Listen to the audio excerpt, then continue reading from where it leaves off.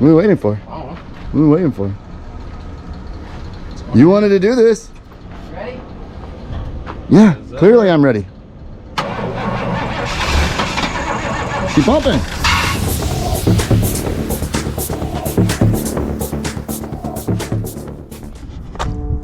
Quite the lineup, huh? Mine. Mine. Yeah, we're gonna blame this one on the sun. Not really mine, I'm just the caretaker of it, right? Mine. Guilty. Guilty. So what are we doing with all this stuff on the street? Why is it all out here? By the way, these cars all ran out here. Every one of these runs and drives. I know, shocking. Poorly maybe, but they run. Not like old Reliable here, she runs great. It's because we're up to something different today. Yeah. And this car hasn't run in a while, but I need to move it. It's kind of moving day around here. Moving day, like the title of the video. Ah, yes. You guys know how much I drive my Toyota pickup. I drive it everywhere. Well, once upon a time, I used to drive this car everywhere. And I kind of miss driving this car everywhere. Son, how old are you? 17? Yeah, 17. And when he was born, we brought him home in this, because it was like the most reliable, responsible, four-door, seatbelt car. It was actually the newest car we owned at the time. We later would get a Ford Tempo, which, you know, some may argue was more reliable or more responsible or more or less, either one, however you want to look at it. And I went from driving this one every day to like once a month to like failing emissions to sneaking her out every couple of 6 months. And well, then I just kind of forgot about her, but she still runs and drives, and the Arizona sun is, well, it's got a number on her. That used to be a vinyl top, and about 3 years ago, I was like, take this top off and see how bad it is, because I knew it was pretty bad under here, but yeah, if you've ever owned a car with a vinyl top, it probably looks pretty normal to you.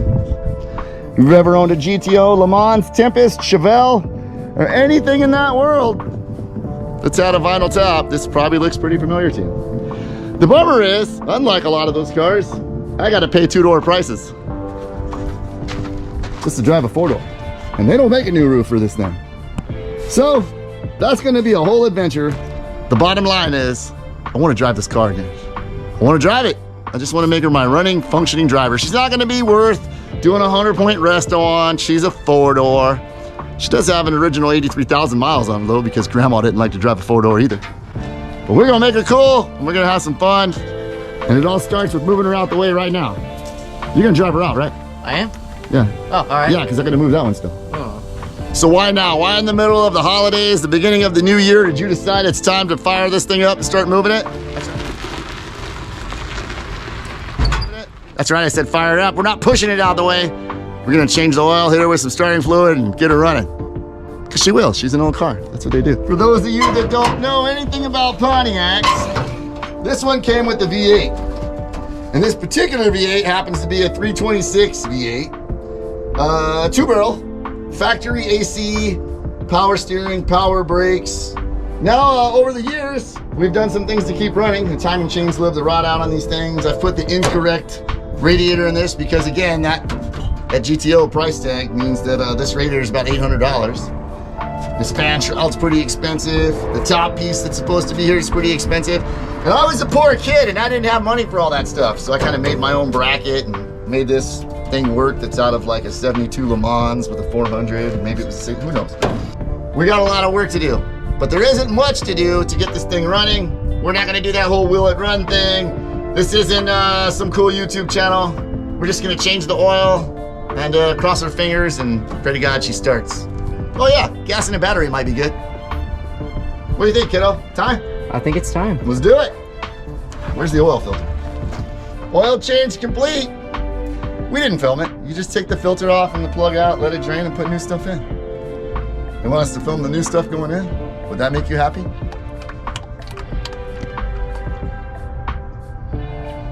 Notice how I'm holding the container, son? Why are you doing it like that? Because it allows the air to go in and vent and it doesn't chug-a-lug. And that's how you prevent spills. Life lesson. Didn't think you were gonna learn that today, huh? No, are you putting in the whole thing? 5 quarts? Yeah, it probably takes it. Hey, you put the drain plug back in, right? All right, so we're gonna get a little gas in there. Got our battery right here.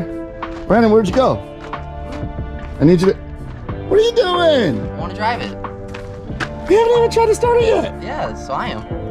Why do you look like you belong in that car? This is too scary. Oh, poor car, poor car. All right, well, let's get some gas and the battery hooked up and give her hell. You might as well start pumping right now with your foot. Don't crank, just pump with your foot. Mechanical fuel pump. This does not have an electrical fuel pump, meaning it will not pump gas until it's running, meaning you are pumping the gas right now, mechanically. And our battery terminal just took a crap. All right, you should probably have a fire extinguisher handy, a rag, a hat at the very least. Pretty sure we're gonna blow some flame out of that carburetor. I don't even know the last time this car's been started, but it's been a few years. It's been so long I've lost track of this time. It's been a few years.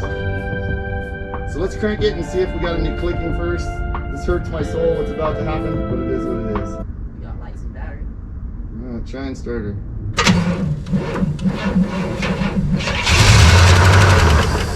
you fucking kidding me? What do I always say about old cars? What do I always tell you about old cars? Battery sounds a little weak, but otherwise pretty good. What's cool?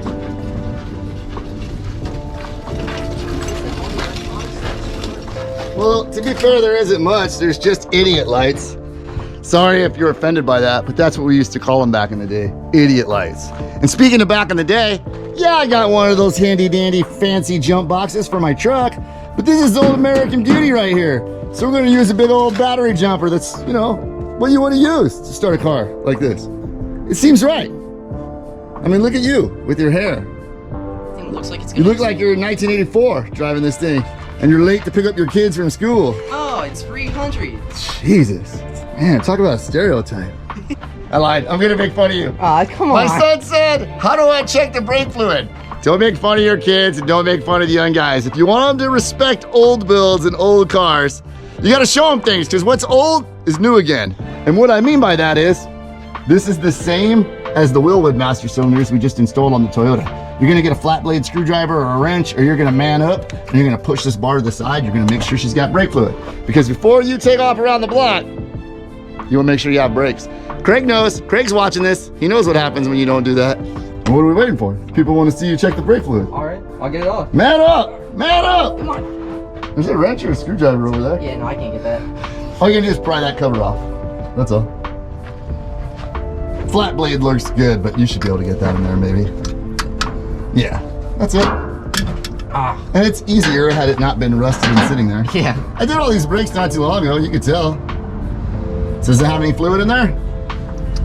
The front one does. The back one has drums. Yeah, they're drums, 4-wheel drums. Push those guys in, I'll get some new brake fluid. Okay, so while you were definitely looking the part, clearly you didn't know everything, and that's all right. We're gonna learn you up. So we've got this big old school jumper pack on because it seems right to start this car. We've got gas in there. We might need a little bit more, but now that we've got plenty of good voltage, you should fire right up. What do you say? All right, let's try. For the record, I know this is horrible to start a car that's been sailing and oil in the cylinders and piston scar and blah, blah, blah. Ah, I don't want to hear it. What are we waiting for? What are we waiting for? You wanted to do this. Yeah, clearly I'm ready. Keep pumping. Let go of the starter. It might be stuck. Did you keep cranking it? No, I heard it urge, so I just took it off the starter. Yes, that means you were cranking it. Oh, okay. Once it starts, let go of it. It's gonna come back into position. Okay.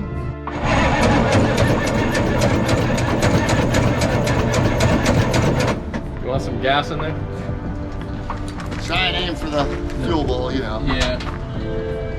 Trying to like eliminate as much backfires and flame balls as possible. That throttle feels like there's like not even a throttle there. It's so light. Crazy.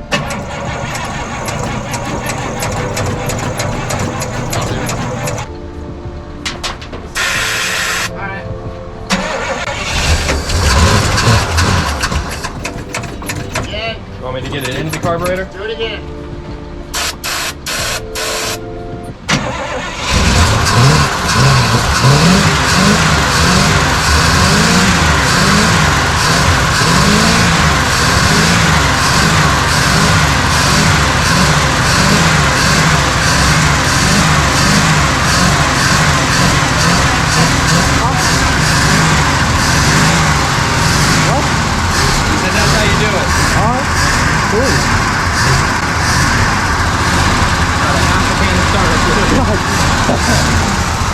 that radiator cap. Let's make sure there's water in it. Pop the radiator cap.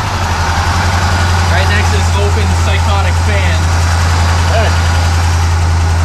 Want me to do it? We can shut it off. So we discovered a really nasty cooling system.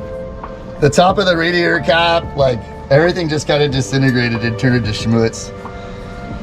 We should probably stop right here and get a new radiator and flush everything and all that, but in all honesty, the last time I did freeze plugs in this car, 10, 12 years ago, there was rocks and sand in the engine then. So, yeah, we're not really trying to do anything but move this car today. I don't think we're gonna get away without a full rebuild on this engine regardless. So we're gonna use this stuff. It's Cooling System Rust Remover and Flush by Evaporust.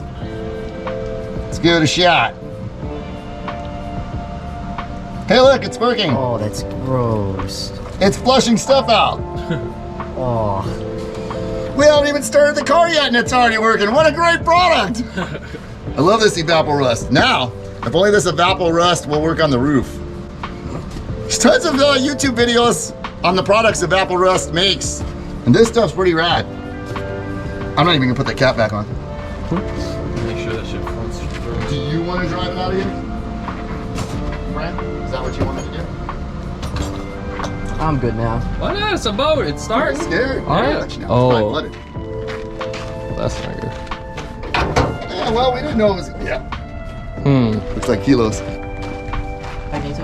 Oh, yeah. Because it's all wet. Alright. Dun dun It's dun. pretty easy to tell.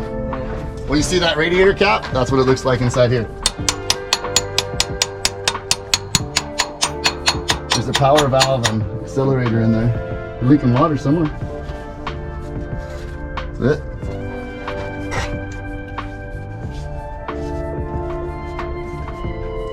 Is that gas? It's gas. This line's busted. Look at here. Oh yeah. Oh, dang. Rusted through. Good?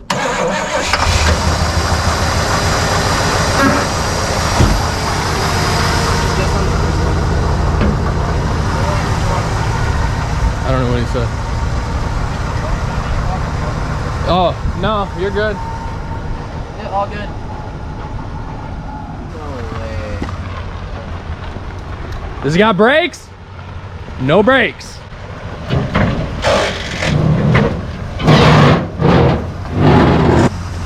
No break. Yeah. Ooh, you're rubbing on the